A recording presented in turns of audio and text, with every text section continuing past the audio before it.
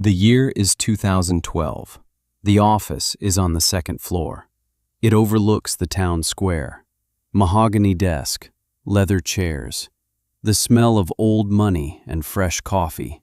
Mark Abernathy III sits behind the desk. He is the president of the County Trust Bank, just like his father, and his grandfather before him. A young analyst, a kid named David, stands nervously. He holds a single sheet of paper. It's a preliminary title report for a foreclosure auction. A farm, 240 acres, the Vance property. Abernathy sighs. He says, "It's a shame, but it's business. The woman is delinquent, has been for years. Taxes, he assumes. The file is thick with notices, all unanswered." David clears his throat. He says, "Sir, there's a problem."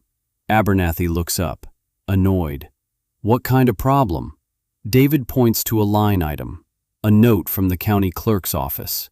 It's an annotation, dated March 10, 1958. It references a federal land patent, sealed and recorded. Abernathy squints. A land patent? What is that, some old homesteader thing? They don't supersede a modern tax lien. David swallows. He says, "This one might, sir. It's a direct conveyance from the United States government. It grants the land to the patent holder and their heirs, forever, free from governance and taxation by any entity other than the federal government." The room goes silent. The hum of the air conditioner seems to stop. Abernathy stares at the paper. He says, "That can't be right. No one has paid taxes on that land in 50 years? David shakes his head. "No, sir. No one has been liable for taxes. The county has been sending notices to a ghost. There's no mortgage. There's no lien. There is only the patent and the heir, Eleanor Vance." Abernathy leans back in his chair. He feels a cold knot in his stomach. He thinks of his grandfather, Frank Abernathy, the first president of this bank. He remembers a story his father told him about a young woman, a girl, really, who came into this very office in 1958. His grandfather told her she couldn't make it, told her to sell the land, told her she had no future there. The contrast hangs in the air. The woman they were about to evict was the one person in the entire county who owned her land so completely that no bank, no county, no man could ever take it away. This is what we do here. We tell the stories of people who were told no, people who looked at the impossible and got to work. If you believe these stories need to be told, subscribe to this channel. Because the story of Eleanor Vance is not just about a piece of paper.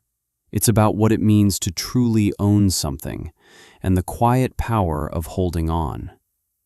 Let's go back to the winter of 1957. It was a hard winter. The snow was deep. The grief was deeper. Eleanor Vance was 19 years old. She stood in the frozen yard of her family's farm. Her parents were gone. A car accident on an icy road. One moment, they were her whole world. The next, they were a memory. The farm was all that was left. 80 acres of tired soil, a small house, a leaning barn, and a mountain of debt. Her grandmother, Clara, sat in the kitchen. She was frail. Her hands were gnarled with arthritis, but her eyes were clear. She held Eleanor's hand. She didn't offer easy comfort. She offered resolve. She said, "This land is yours, child. It's more than dirt. It's your name. It's your beginning and your end. Don't you let them take it." Eleanor nodded. She didn't know how, but she promised. A few weeks later, her grandmother passed in her sleep. Eleanor was truly alone. She found a small leather-bound book on her grandmother's nightstand. It was a journal, a farm ledger, but it was more than that. Inside, in Clara's elegant script, were decades of notes about the soil, about the rain, about which crops grew best next to each other. Intercropping, they called it now. Clara just called it common sense. There were notes on cover crops, clover and vetch to fix nitrogen in the soil. Notes on composting, on saving seeds. It was a blueprint for a kind of farming that the world was forgetting. A world of chemicals and big machines was dawning. Her grandmother's world was one of cycles, of patience, of listening to the land. On the last page, there was a strange entry, dated October 1934. It said, "Frank Abernathy at the bank is a good man, but he thinks in dollars. I think in seasons. He will never understand. The patent is safe. The dirt is enough." Underneath it, a key was taped to the page. A small iron key for a lockbox. March of 1958. The snow melted. The ground thawed. The letters from the bank started coming. The County Trust Bank. The same bank from the beginning of our story. The letters were polite. They were professional. They spoke of obligations, of debts that had come due. Eleanor knew she had to face it. She put on her best dress, the one she wore to church. She walked into town. The bank was intimidating. Marble floors, high ceilings, men in dark suits. She asked to see the president, Frank Abernathy, the man from her grandmother's journal. He was kind. His hair was gray at the temples. He had a warm smile. He sat her down in his office, the same office his grandson would occupy decades later. He offered her a glass of water. He spoke to her gently, like a father. He said, "Eleanor, I knew your parents well. They were good people. I knew your grandmother too, a stubborn woman, but a fine woman." He laid out the papers on his desk, the mortgage, the loans. The numbers were a language she didn't understand, but she understood the total. It was more money than she had ever seen, more than the farm could ever produce in a year. He let the silence sit for a moment. Then he leaned forward. He said, "I want to help you. This is what I think you should do. Sell the farm." The words hit her like a physical blow. "Sell it?" He nodded. "Son, the world is changing. Farming is a big business now. You need new equipment. You need chemicals, fertilizer. You need to take on more debt to keep up. It's a tough life for a family. For a young woman alone, it's impossible." He sounded so reasonable, so certain. This is the most dangerous limitation, the one imposed by someone who believes they are protecting you. Certainty delivered with kindness. It is more damaging than outright hostility. You cannot fight it with anger. You can only disprove it, with decades of work. Eleanor looked at him. She saw not a villain, but a man who could not see another way. A man who thought in dollars, not seasons. She said, "Where would I go?" He had an answer ready. "There's a secretarial school in the city. You're a smart girl. You could get a good job, find a husband, start a new life, leave all this difficulty behind." He genuinely believed he was helping her. He was offering her an escape. But Eleanor didn't want an escape. She wanted a home. She thought of her grandmother's words, "This land is your name." She thought of her promise. She looked Frank Abernathy in the eye, and she said, "No." The word was quiet, but it filled the room. "No?" She said it again. "No, I'm not selling." Abernathy's kindness hardened slightly, a flicker of frustration in his eyes. "Eleanor, you're not listening. You can't pay these debts. The bank will have to foreclose. It's not personal, it's just business." She stood up. She said, "I will find a way." He shook his head slowly, a look of pity on his face. He said, "I'm not going to be the man who puts a grieving girl out on the street.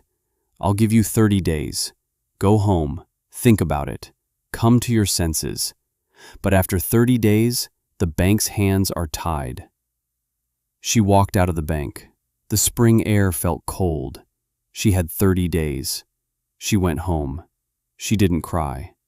She got out the small iron key. She went to the bank in the next town over, where her grandmother had kept a small lockbox. The teller was a young woman who looked bored. Eleanor signed the ledger. The box was heavy. She took it to a small private room. Inside there was a stack of cash. Not a fortune, but enough. It was money her grandmother had saved for years, from selling eggs and vegetables at the market. Beneath the cash was a thick vellum document. It was folded carefully. The seal was from the United States Department of the Interior, dated 1887. It was a land patent, signed by President Grover Cleveland. It granted 80 acres of land to her great-grandfather, Thomas Vance, and his heirs and assigns forever. She didn't understand all the legal language, but she understood the intent. This was the original title, the root of ownership. She remembered her grandmother's words. The patent is safe. She went back to the county trust bank the next day. Frank Abernathy was surprised to see her. She didn't say a word. She walked to the teller's window. She paid off the mortgage, in cash. She paid off the equipment loans, in cash. She paid off every penny her family owed, in cash. The entire bank went quiet. People stopped what they were doing to watch. A 19-year-old girl, paying off a family farm's debt, with stacks of old bills. Abernathy came out of his office. His face was a mask of confusion. He said, "Eleanor, where did you get this?" She looked at him and said, "My grandmother was a good saver." She turned to leave. He said, "Wait, this doesn't change anything. You still can't run that farm alone. You'll be back here in a year asking for a loan." She paused at the door. She didn't turn around. She just said, "No, I won't." And she walked out. Proving someone wrong who thinks they're being kind is the loneliest fight there is. Have you ever been told you couldn't do something? By someone who thought they were protecting you? Someone you respected? A teacher, a boss, a parent? How did it feel? Drop a comment and tell us. Because what Eleanor did next was not for Frank Abernathy. It was for herself. And for the land. The first few years were the hardest. She worked from sunup to sundown. She sold the big, gas-guzzling tractor. It was too much machine for her land, and the loan was gone now. She bought an old Farmall Cub. Small, reliable, easy to fix. Cash. She didn't plow the whole 80 acres. She focused on 20. The best 20. She followed her grandmother's book to the letter. She planted rows of corn next to rows of beans. The beans climbed the corn stalks and fixed nitrogen in the soil for the corn.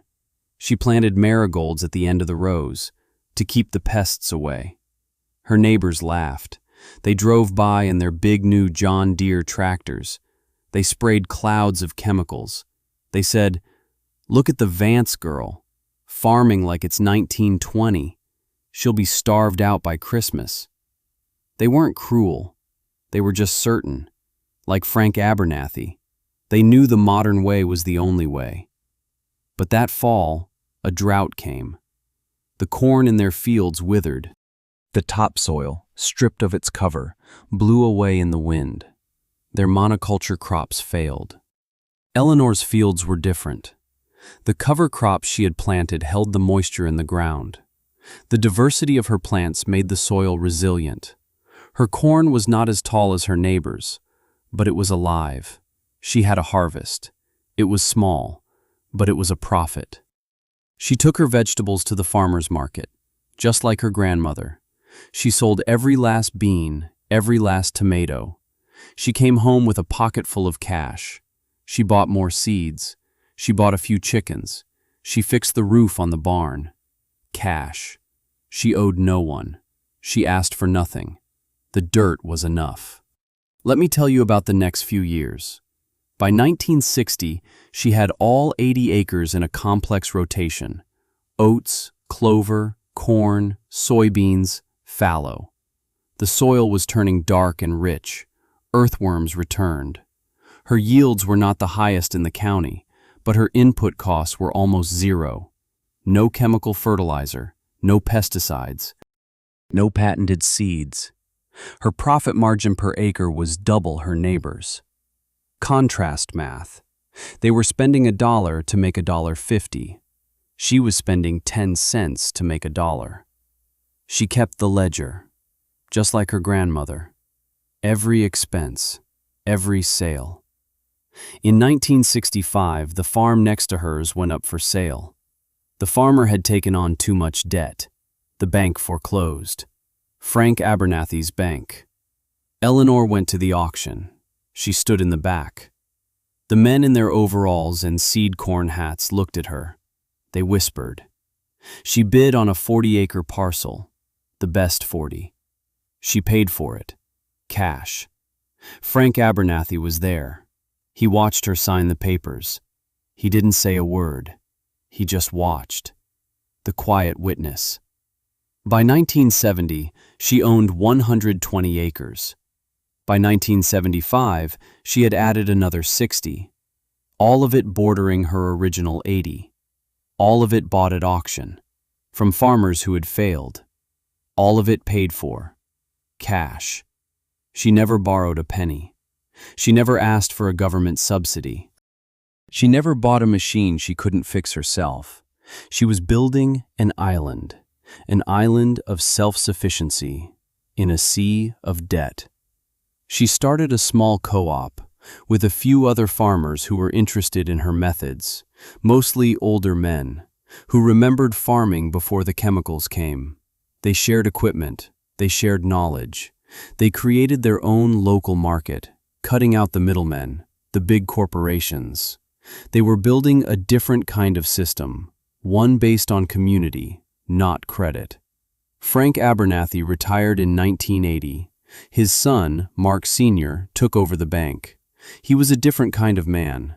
MBA from a state school. He believed in growth, in consolidation.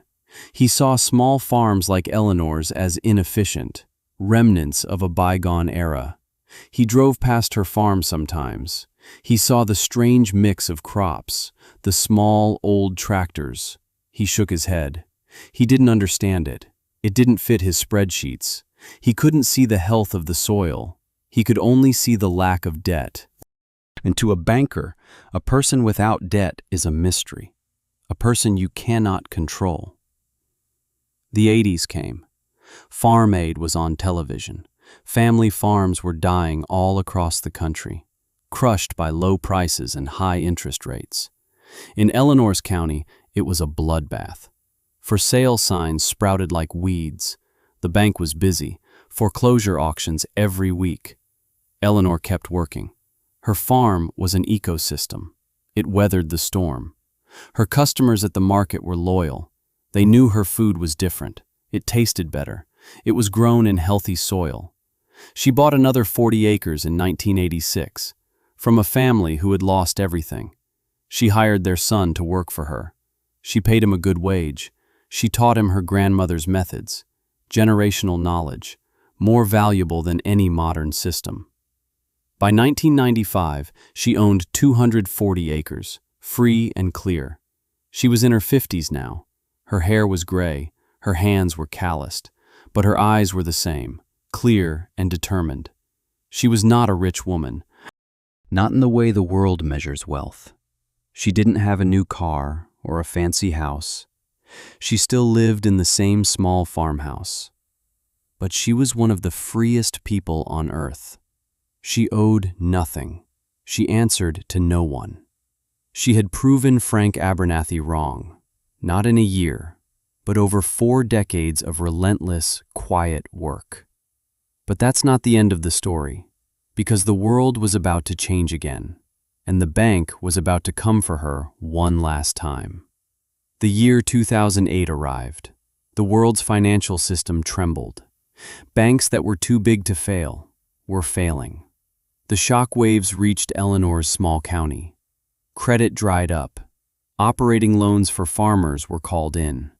The house of cards built on debt came tumbling down. Mark Abernathy Jr. was now president of the bank, Mark III. He was in over his head. He was under pressure from federal regulators to clean up the books, to deal with non-performing assets. His bank had packaged hundreds of farm mortgages and sold them to Wall Street. Now, they were worthless. He had to show the regulators he was solvent. He started foreclosing, aggressively, on anyone who was late with a payment. It was a brutal, desperate time. One day, a young analyst in the bank's back office, the same one from the start of our story, was running a report, looking for properties with tax delinquencies, a way to find assets that could be seized and sold. Eleanor's farm popped up, 240 acres, prime land. The county records showed decades of unpaid property taxes. It looked like a slam dunk. A clerical error made 50 years ago meant that the county had never properly registered the land as tax-exempt under the patent. They just kept sending bills, and Eleanor, knowing they had no legal authority, just kept ignoring them. To the bank's computers, it looked like abandonment, a massive, unclaimed asset. Mark III saw the file. He saw the dollar signs. 240 acres, at $4,000 an acre. It was nearly $1 million windfall, enough to save his bank. He didn't remember the stories about Eleanor Vance. He was a man of the present. He didn't care about the past. He told his legal department to file for foreclosure, based on the tax lien. The notice was sent. Certified mail. It gave Eleanor Vance 30 days to vacate the property. The same 30 days her father had given her, 50 years before. A generational echo. A sin passed down from father to son. The sin of certainty, of assuming you know another person's situation, without doing the work to understand. Eleanor received the letter. She read it in her kitchen, at the same table where her grandmother had sat. She wasn't angry. She wasn't scared. She felt a deep, profound weariness. She had fought this battle once already. She had won. And still, here it was again. The same bank, the same family, trying to take her land. She took the old leather-bound book from the shelf. She opened it to the last page. Frank Abernathy at the bank is a good man, but he thinks in dollars. I think in seasons. He will never understand. Her grandmother was right. They would never understand. Because they never bothered to ask. They never bothered to look. She took the land patent from the lockbox. The vellum was brittle with age, but the seal was unbroken. The ink was still dark.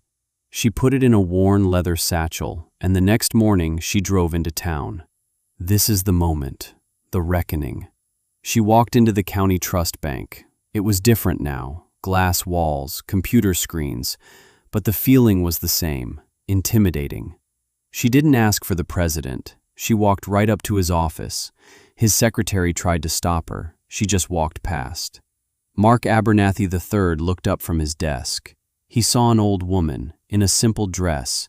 Her face was lined like a map of the land she worked. He said, "Can I help you?" She said, "I am Eleanor Vance. I received a letter from you." He recognized the name. He became professional, guarded. "Ah, yes, Miss Vance. Please, have a seat. This is an unfortunate business, but the county tax lien is quite clear." She didn't sit down. She stood in the middle of the room. She opened her satchel. She took out the land patent. She laid it on his mahogany desk. She said, This is the title to my land. It was conveyed to my family by the United States government in 1887. It states that the land is not subject to local taxation or seizure. It is sovereign. Abernathy stared at the document. He had never seen anything like it. He thought it was some kind of joke, some folk remedy against the law. He said, "Ma'am, I'm sure this is very important to you, but it's an old document. Things have changed. Laws have changed." She said, "Some things don't change, Mr. Abernathy. The law of the land is one of them." She pointed to the seal. "This is a contract with the United States of America. It cannot be broken by a county tax clerk or a small-town bank president in over his head." The quiet devastation. Her words were not loud, but they hit him like a thunderclap. He picked up the phone. He called the bank's lawyer. He called David, the young analyst. The scene from the beginning of our story, it was happening now. David brought the title report. He pointed to the annotation. The lawyer got on speakerphone. He asked Eleanor to read the first paragraph of the patent. She read the legal language, clear as a bell. The lawyer went silent for a long time. Then he said, "Mark, she's right. The patent is absolute. It's called a paramount title. It extinguishes all other claims. The tax lien is invalid. The foreclosure is invalid. The bank has no claim. The bank has never had a claim." The room was silent again, the silence of a 50-year mistake, coming home to roost. Mark Abernathy III looked at Eleanor. He saw the woman his grandfather had dismissed, the woman his father had ignored. He saw the truth. His family had built its certainty on a foundation of ignorance. He finally understood. This wasn't about money. It was about respect, and his family had never shown her any. He stammered, I'm sorry. This is a terrible mistake. We'll fix it. We'll withdraw the filing immediately." Eleanor looked at him, and she delivered the final, quiet blow. She said, "Your grandfather told me I had 30 days. He was wrong. You told me I had 30 days. You were wrong too. It seems the men in your family are very certain about things they don't understand." She picked up her patent. She put it back in her satchel, and she walked out of the bank for the last time, leaving a man to sit in the rubble of his family's legacy. The story didn't end there. It couldn't, because a story like this is a seed. The tale of Eleanor Vance and her land patent spread through the county. It was told in coffee shops, at the feed store, in church basements. Other farming families started digging through their old records, looking for their own patents. Some found them. They discovered they owned their land in a way they never imagined. A small movement began, a movement for land sovereignty, for understanding the true roots of ownership. Eleanor became an unlikely hero. Reporters came, law students came. They wanted to understand the law, but more than that, they wanted to understand her, how she had survived, how she had thrived, when everyone else was failing. She didn't give speeches. She didn't write a book. She just took them out to her fields. She showed them the soil, dark, crumbly, alive. She said, "This is the secret. You take care of the dirt takes care of you." The legacy rule. It is never just about one person. In 2014, Eleanor used the profits from her farm to create a trust, the Vance Land Trust. Its mission was simple: to teach the next generation of farmers how to farm sustainably, without debt. She started a scholarship for young people who wanted to learn, not in a classroom, but in the field, on her farm. She taught them about cover crops, about composting, about saving seeds. She taught them from her grandmother's leather-bound book. She was passing on the knowledge, ensuring it would not be lost. She was building something that would outlast her, a legacy rooted in the soil. Today, if you go to the County Historical Society, you can see it. The physical artifact, in a glass case, is the original Vance land patent. The vellum is yellowed. The signature of the president is faded, but it is there. A tangible link to the past, a symbol of a promise kept. Next to it is the small, leather-bound book, open to the last page. You can read Clara Vance's words. He thinks in dollars. I think in seasons. Sometimes, the young farmers from the trust come to look at it. They stand before the case, they touch the glass, they close their eyes, and they remember the woman who taught them that the dirt is enough. Eleanor Vance passed away in 2018. She was 80 years old. She died in the same house she was born in, on the land that was her name. She left the farm to the trust, all 240 acres. It is now an outdoor classroom, a living example of a different way, a place where the future of farming is being grown, in the rich, dark soil she spent a lifetime building.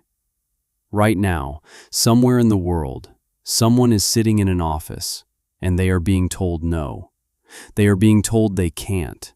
They are being told to be realistic, to give up, to sell. The person telling them this might even be kind. They might genuinely believe they are helping, but they are wrong. They are thinking in dollars, not in seasons. They see only the obstacles, not the soil underneath. The story of Eleanor Vance is a reminder that the most powerful documents are not always loan agreements or eviction notices. Sometimes they are old promises, written on paper, on the land, on our hearts. It's a reminder that the loneliest fight is proving your own worth to people who have already decided it for you. But it is a fight that can be won, not with anger, but with work, with patience, with a quiet, stubborn belief that you are enough and that the ground beneath your feet is your own. If this story reminded you of someone who held on when the world told them to let go, share it with them. Let them know you see their fight. If you believe that stories of quiet perseverance are worth telling, subscribe to this channel. And if you have ever been told you couldn't do something and you did it anyway, we want to hear about it in the comments, because your story matters, your fight matters, and in a world full of noise, the quiet work is what endures.